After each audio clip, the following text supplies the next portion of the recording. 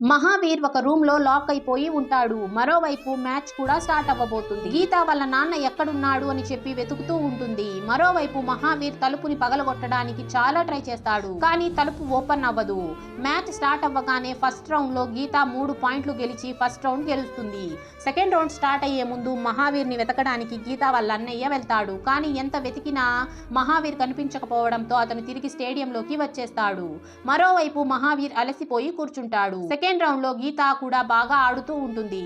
First లో గీత బాగానే ఆడుతూ ఉంటుంది, కానీ సెకండ్ రౌండ్ లో గీత మెల్లిమెల్లిగా ఓడిపోతూ ఉంటుంది.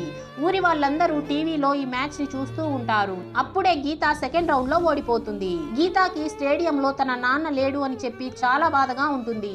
అప్పుడే గీతాకి వాళ్ళ నాన్న చిన్నప్పుడు చెప్పిన ఒక మాట గుర్తొస్తుంది. నాన్న గీతాతో, నేను నీకు ఆట అయితే నేర్పిస్తాను, కానీ ఆట ఎలా ఆడాలో అది నువ్వే డిసైడ్ చేసుకోవాలి. నువ్వు వెళ్లే ప్రతి చోటకి నేను రాలేను, అక్కడ నేను ఉండలేను, కానీ నువ్వు మాత్రం ఆడాలి అని అంటాడు. ఇప్పుడు మ్యాచ్ చూస్తున్న అందరూ షాక్ లో ఉంటారు. ఆ తర్వాత ఏమవుతుందో తెలుసుకోవడానికి పార్ట్ 19 అని కామెంట్ చేసేయండి.